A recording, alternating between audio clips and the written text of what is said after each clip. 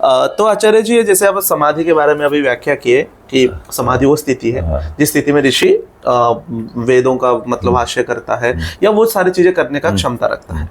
तो रजनीश ओशो का मैं सुन रहा था, तो उन्होंने बोले कि संभोग से समाधि एक स्थिति है। तो क्योंकि मुझे वो ना समझ में नहीं आया संभोग। आप बोले ठीक है, सोने को लेके थोड़ा सा वो आपने एग्जांपल दिया कि सोने के बाद जैसा हम फ्रेशनेस फील होता है, एनर्जी फील होता है, उससे कई लाखों गुना जो अच्छा फील होता है समाधि में।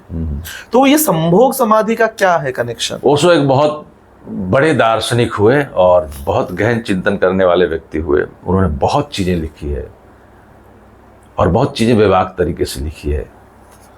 कुछ चीज़ों से समाज में बहुत विवाद भी पैदा हुआ।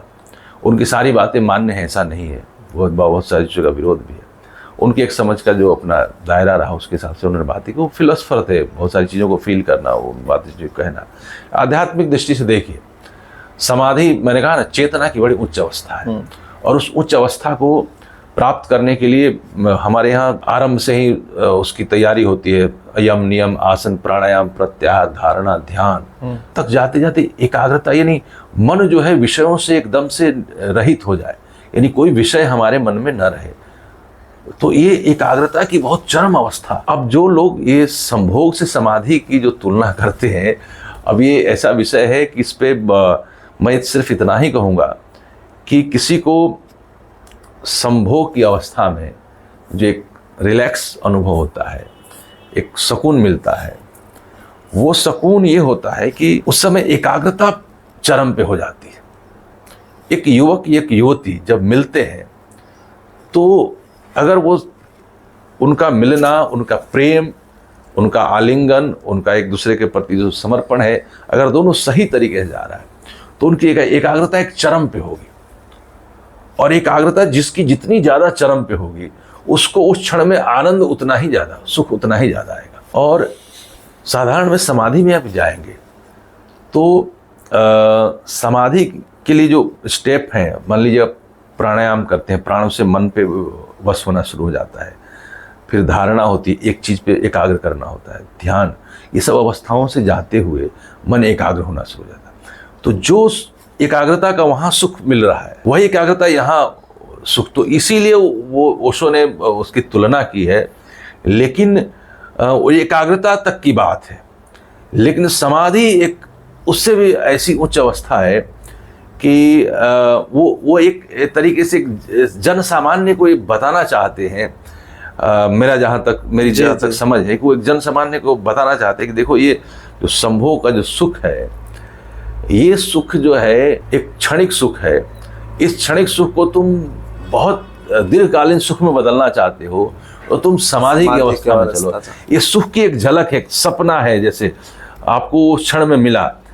अब ऐसा शास्त्रों का कथन है कि अगर लोग धारणा ध्यान की सही ढंग से परिपालना करें और उसकी यात्रा करें तो उसमें वो सुख मिलेगा कि ये सारे सुख बेमाने हो जाएंगे।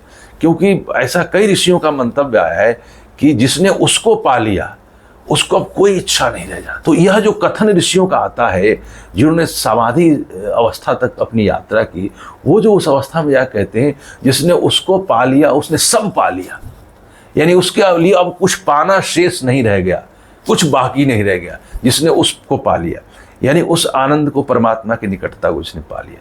तो मुझे लगता है कि जन सामान्य को ये बताने के लिए कि देखो ये तो क्षणिक है, तुमको यदि दीर्घकालीन आनंद सुख चाहिए तो वो तो आध्यात्म की यात्रा है, स्पिरिचुअलिटी है। और एक बार रसगुल्ला मिल गया तो फिर लड्डू आपको अच्छा नहीं रहेगा। तो इसलिए अगर वो कहते हैं कि लेकिन उनकी बहुत सारी चीज़ें अतिरेक है। अगर हम इंद्रियों के विषयों में रमे रहेंगे तो हम जब तक इंद्रियातीत नहीं होंगे तब तक समाधि तक नहीं पहुंच। और उनका जो कथन है वो इंद्रियों के विषय में उलझाने वाला है जी। वो तो कह रहे हैं कि वो उस इंद्रियों के सुख में ही उलझे रहो उसी में। तो जब तक इंद्रियों के सुख में उलझे हैं हम, तब तक हम इंद्रिया जो उसका तो हमें सुख मिलेगा ही नहीं। तो हमें तो इससे बियॉन्ड जाना पड़ेगा, इससे बाहर निकलना पड़ेगा। तो हमारे जो ऋषि मुनियों का जो निर्देश है, वो निर्देश वास्तविक सनातन निर्देश है कि हमें ध्यानम निर्विषय मनः यानी मन का निर्विषय हो जाना ही ध्यान है। ध्यान है। और यहाँ तो पूरा विषय है, यहाँ तो पूरा भोग है, तो ये उसकी तुलना नहीं की जा सकती।